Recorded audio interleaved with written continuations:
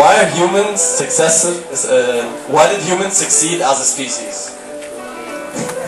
In comparison, Homo sapiens and pan-troglodytes, which are also called chimpanzees, share 99% of their DNA.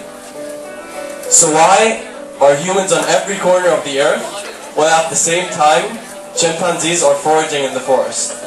While humans have built airplanes, they've built Eiffel Towers, and they've built a nuclear bomb. And our distant cousins are still foraging in the forest for their supper. So how did this happen? Some of you might say it's our ability to have opposable thumbs and use tools. And some of you might say it's reasoning. But actually recent research shows that you can teach a chimpanzee to use a computer, to add numbers, and even light a cigarette. So it's not that. It's not our ability to use tools, and it's not our reasoning. Psychologists call at the 9th month when a baby is born, they call it the 9-month revolution. And it's this part when a baby starts understanding its parents. And it starts watching its parents and noticing their actions and actually understanding them. When a dad, for example, plays with his children with a ball, plays with a baby, and he pushes the ball towards the baby, and the baby pushes it back. That's something unique only in the human species. Only the human species can put their minds together and form one complete action in unison. And that's why we're unique. When we can use, it starts off with the genes, and then hormones, and then neurons, and then progresses to our self-understanding, and our attitudes, and then it progresses to other people, to our families, to people who are close to us. And after that it goes on to societies. So humans are the only species who can actually form entire functional societies. And this is what we're here to explain today, social psychology.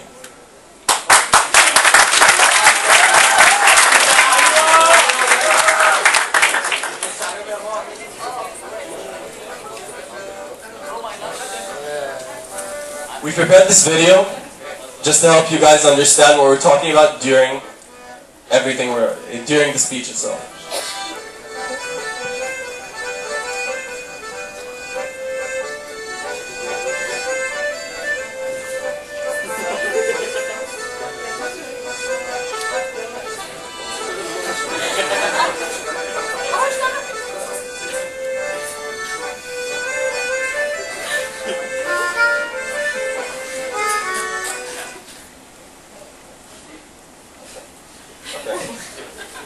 Technical difficulties. Okay, so the first thing we're going to talk about is attitudes. So what is an attitude? Basically every single person here has an attitude towards a subject or a person or a certain religion, for example. And you notice that people have attitudes and they try to change other people's attitudes. Ours are changing and we try to change other people's attitudes. And you notice that when you have, for example, a political conversation, when you're talking to someone about politics or about religion, you notice that these people are trying to convince you or you're trying to convince them. An example here, for example, of an attitude is when, for example, a woman likes playing with dogs. Her attitude towards dogs is positive. Other people might think that they don't like dogs, they have a phobia, and they don't like dogs and don't like to be around them that much. So that's their attitude. It's a form of attitude. Another thing is, attitudes are constantly changing and they change our social norms of people. You guys, of course, know Dr. Phil. He's supposedly a doctor who goes on television and talks about psychology. He talks about several things. What many of you don't know that Dr. Phil is not actually a doctor. And he doesn't have a license to practice psychology. He just has the attitude of a doctor, and he has the manners and the behavior of a doctor. And that's what actually influences you in thinking that he's a doctor, his attitude. One more thing. When talking about attitudes, there are two things that happen in changing your attitude. First of all, there are social changes. For example, 100 years ago, in Egypt, dealing with Jewish people was completely normal. Jews were part of our society, they were completely normal, they were integrated. After several cultural changes and society changed, now that's completely different. And that's how society can change your attitude towards certain people. Another way to change your attitude is, for example, advertisements. You don't notice that. But when you watch an advertisement, through repetition, it sends a message again and again and again and again, and subconsciously that message gets implemented into your brain. Like for example, toothpaste. Any of you can buy toothpaste anywhere, and you have a certain brand, but if you actually take a step back at the aisle while looking at the toothpaste, you'll notice the variety of the different kinds, and how little it takes for someone to persuade you to actually actually prefer one type of toothpaste. It's just through repetition. And there are three major things that can say that, so you can say that your attitude is strong. The first thing is, if your attitude towards something affects you personally, then your attitude is going to be completely strong. The second thing is, if it affects you and your beliefs, your religious beliefs, your philosophical concepts, anything. And the third thing is, if it relates to you and your close friends or your family.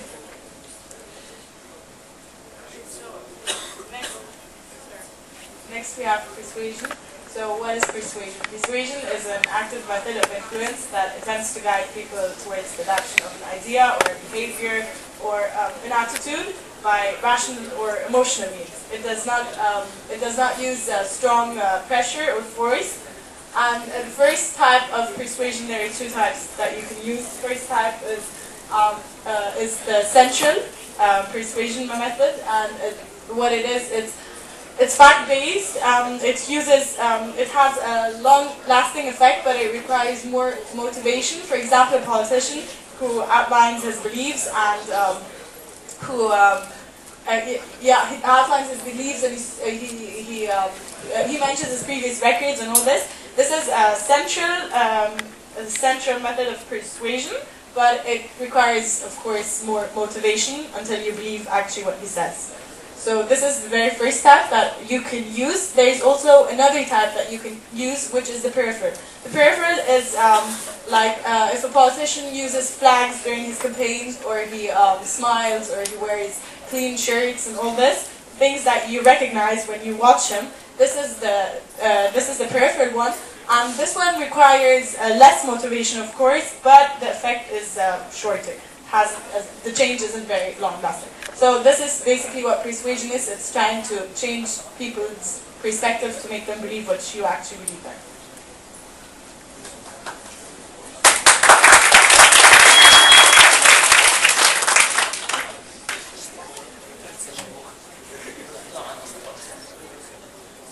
Okay, so I'm going to talk about social cognition. Social cognition is an area of social psychology which studies how we perceive, think about, and remember information about each other. So, for example, if two people are meeting each other for the first time, they are probably going to form impressions about each other.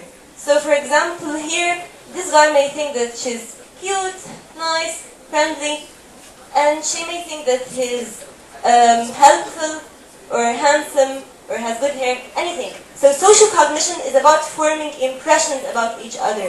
So here they're getting to know each other more. And this is what social cognition is all about. So let's put it to the test. If I see a girl crying, what may I think? What impression would I form about her? Maybe I can think that she's a drama queen, she's exaggerating it, she's a pessimist, it's in her personality. And this is a dispositional attribution. When we believe that a person's behavior is due to the personality or traits or character or ability. But I'm going to ask you the same question. If you saw a girl crying maybe here in the AMP, what impression would you form? Why would you think she's crying? Anyone?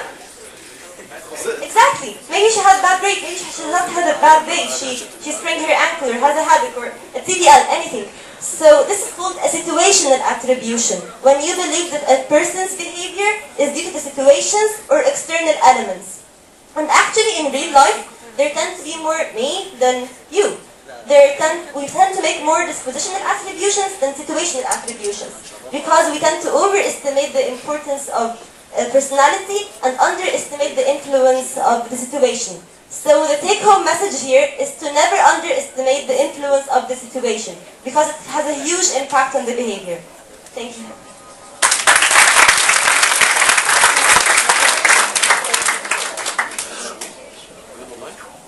Now, do you ever think why anorexics think they're fat? Although it's obvious that they are really thin.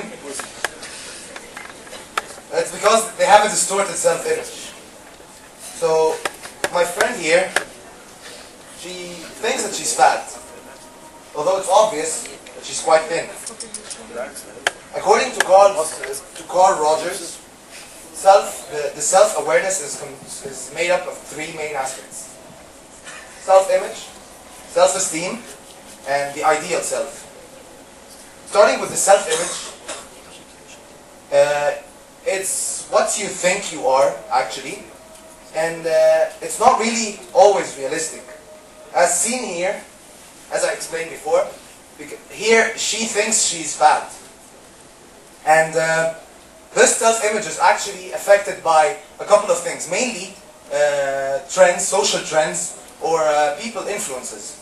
So think a while back ago, in Egypt, people thought that an attractive woman would be fat. But nowadays, attractive women are thin. So it's according to trends. While self-esteem is something, how you view yourself. Here, she has a low self-esteem. And finally, the self-ideal is what you hope to become finally. Thank you.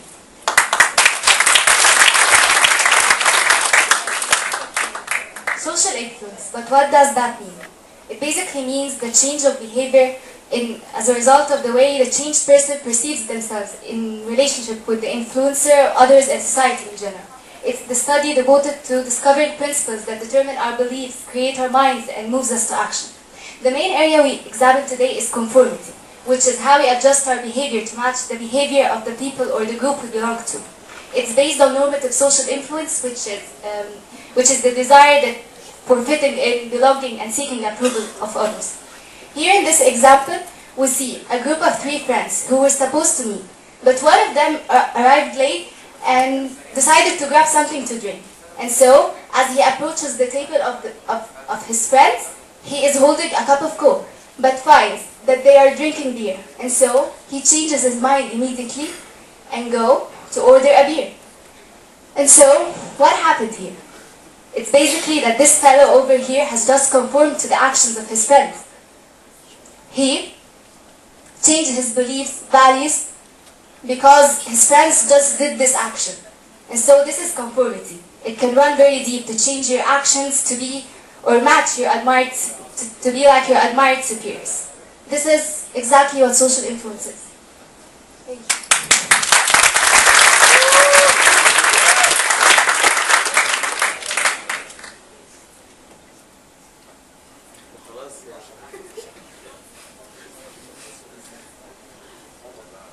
Okay, the next thing to talk about is replication crisis.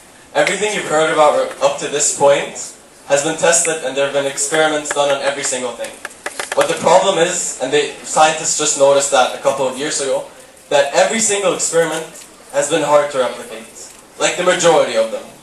And there are 2 reasons to that. First of all, there's a very well-known psychologist, he's called Diederik Stapel, and he turned out to be a complete fraud. 55 publications were torn down, and over, I think there were 200 essays, they were just nullified.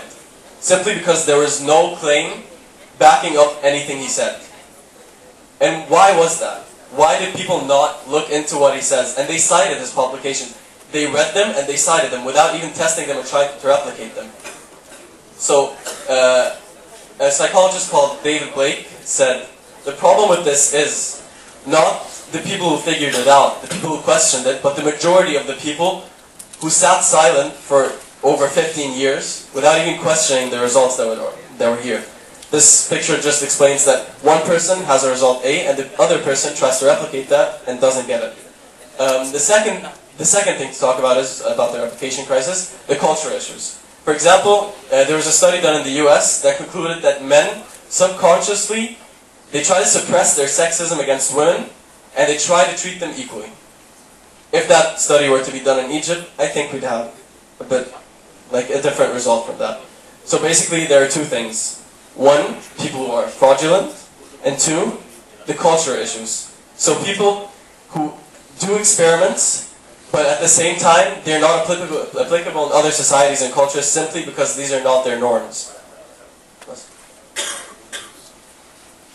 Next, there's interpersonal attraction, which refers to all the forces that lead people to like each other, establish relationships, and in some cases fall in love. Right. One of the many theories of interpersonal attraction that really stands out is the social exchange theory, which states that relationship decisions are mainly based on costs and benefits. So people anticipate rewards from their partners depending on the time that they invest in the relationship. So if the costs of the relationship outweigh the benefits, then you will most probably just walk away from the relationship claiming that it is no longer beneficial to you in any way. And that there is an alternative out there for you, right? So we can say that this theory follows the idea that people are attracted to those who will grant them rewards. That's it.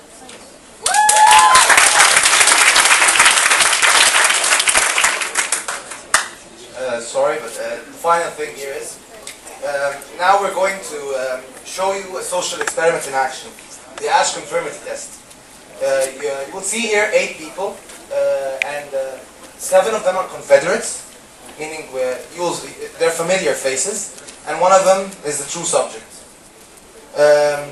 We asked them a simple match the line with the one given here. So we gave them line X and told them to match line X with either A, B, or C.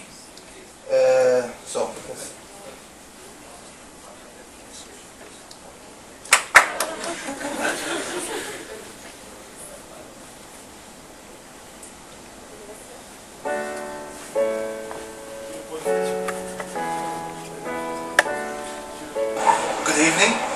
Today group 3C and 3D are going to present to you a conformity test for the social psychology. We have 5 Confederates and 1 true subject, and the test will go as follows.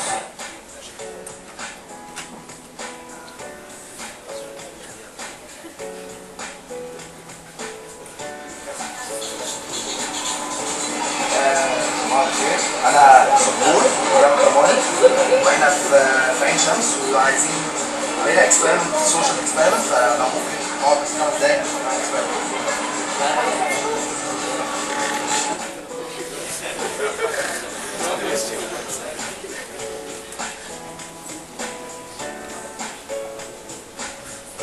First word.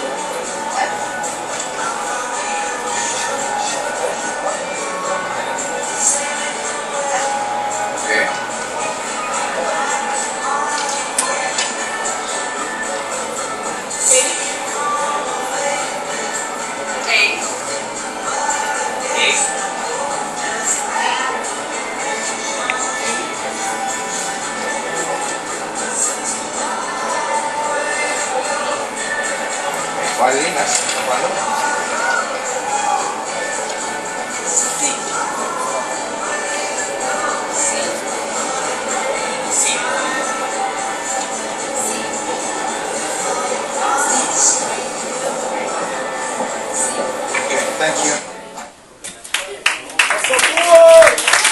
The first subject actually did not confirm. Our Confederates answered at least one question wrongly, and it was really obvious it was wrong. But she did not confirm, and she stuck with her method. And so we wanted to prove that people actually confirm. So we found another subject. Sorry.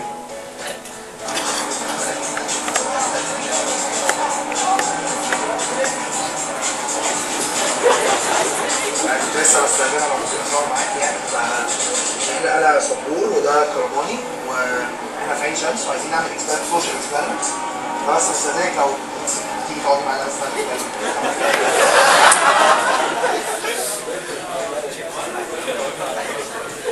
يا بني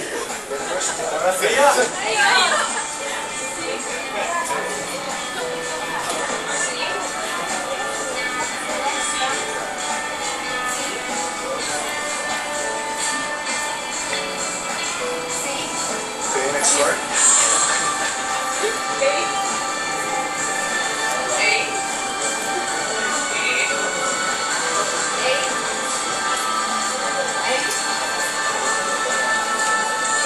Next word.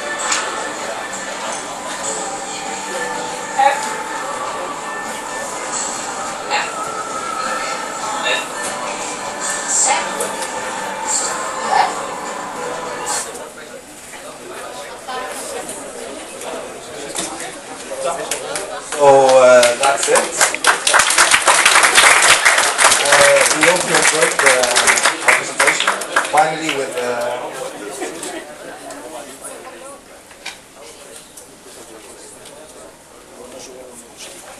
Okay, to sum everything up that we just said, we first talked about attitudes, which are just the expressions of likes and dislikes. However, when we really like someone, it can turn to love, which is the interpersonal attraction, which Aiden have explained to us. And then I spoke about cognition, social cognition, which is how we think about others. But when we think about ourselves and form an impression about ourselves, this is the self-concept. And then we talked about persuasion, which is how to influence people and guide them to certain ideas or goals. However, when a group of people influence someone consciously or subconsciously, this is the social influence. So I hope you've enjoyed our presentation and thank you all.